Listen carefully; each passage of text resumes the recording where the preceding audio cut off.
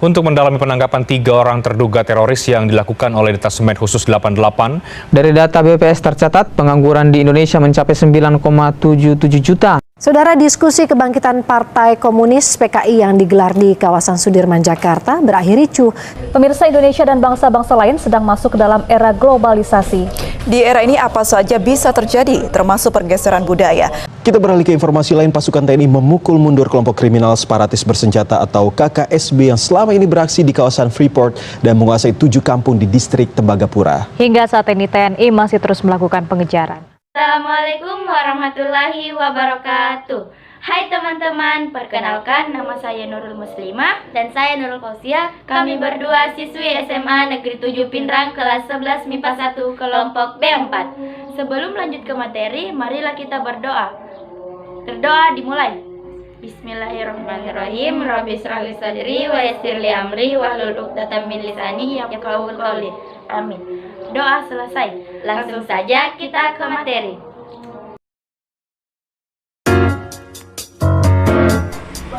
Yang pertama, ancaman di bidang ideologi. Apa sih ideologi itu? Ideologi berasal dari kata idea yang berarti gagasan dan logos yang berarti pengetahuan.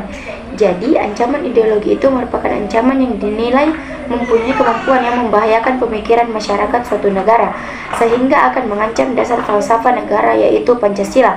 Contohnya ancaman ideologi yaitu komunisme dan liberalisme. Ada berbagai cara untuk mengatasi ancaman ideologi, yaitu yang pertama, memahami lebih dalam arti penting Pancasila sebagai ideologi negara.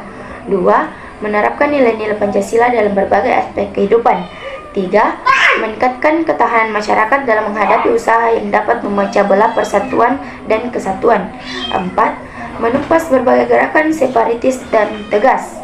5. Sosialisasi wawasan kebangsaan dan implementasi nilai-nilai Pancasila dalam rangka melestarikan dan menanamkan kelestarian terhadap ideologi bangsa. Yang kedua, ancaman di bidang politik.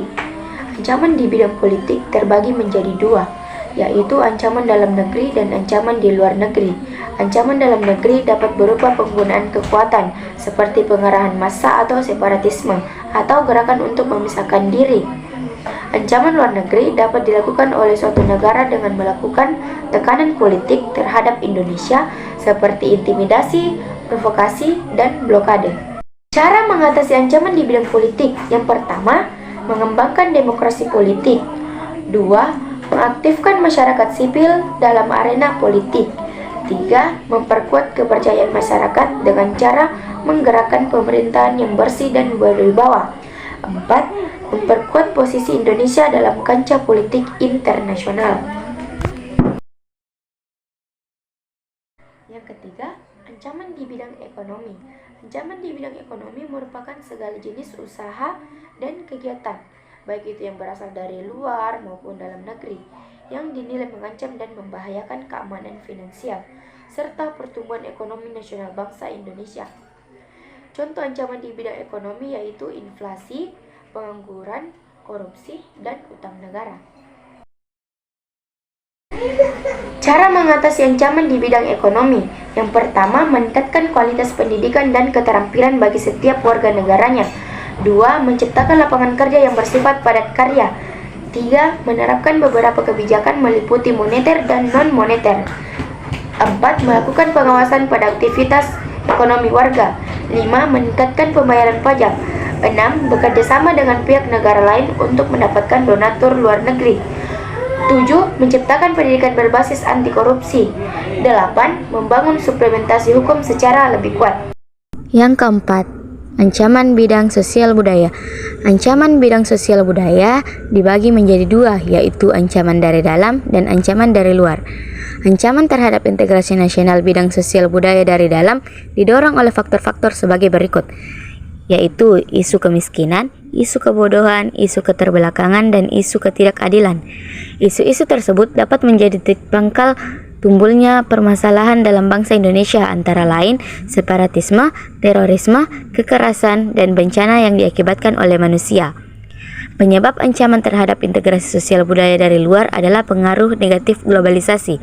Berikut ini beberapa pengaruh negatif globalisasi terhadap integrasi sosial budaya, yaitu sifat hedonisme, gaya hidup konsumtif, sikap individualis, dan westernisasi. Ancaman di bidang sosial budaya dapat diatasi dengan cara A. Penguasaan ilmu pengetahuan dan teknologi yang diimbangi dengan penguatan iman dan takwa. B. Penguatan tentang budaya dan wawasan Nusantara melalui pendidikan formal. C. Meningkatkan rasa nasionalisme dan menguatkan konsep Bhinneka Tunggal Ika.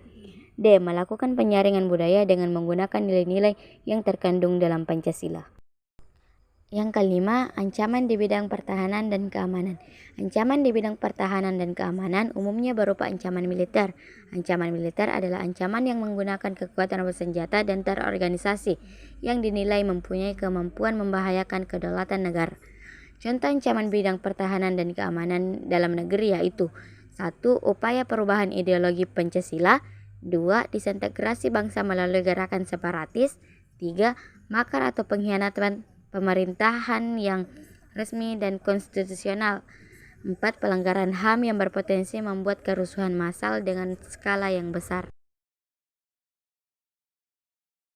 Sedangkan dari luar negeri yaitu 1. Aksi terorisme. 2. Agresi dan invasi. 3. Pelanggaran wilayah. 4. Sabotase dan spionase. Dan terakhir, ancaman keamanan laut dan udara. Cara mengatasi ancaman bidang pertahanan dan keamanan. 1. Meningkatkan alutsista. 2. Memperketat pembatasan dengan negara lain. 3. Menanggulangi dan mengatasi ancaman militer dalam negara. 4. Melatih tentara lebih disiplin lagi dalam menjaga daerah perbatasan. 5. Masyarakat diharapkan dapat berperan aktif dalam upaya menjaga dan merawat kedaulatan. Nah, dari materi yang telah disampaikan tadi, kesimpulannya yaitu ancaman adalah suatu usaha atau kegiatan yang dilakukan oleh individu atau kelompok tertentu yang berpotensi mengubah kebijakan, membahayakan keselamatan, serta menimbulkan akibat baik secara langsung maupun tidak langsung. Ancaman sendiri memiliki beberapa bidang. Setiap bidang mempunyai contoh dan pencegahannya masing-masing, seperti yang sudah dijelaskan sebelumnya. Itulah tadi materi yang dapat kami jelaskan. Semoga dapat bermanfaat bagi teman-teman semua. Dan apabila ada kesalahan, mohon dimaafkan. Terima kasih. Wassalamualaikum warahmatullahi wabarakatuh. Dadah teman-teman.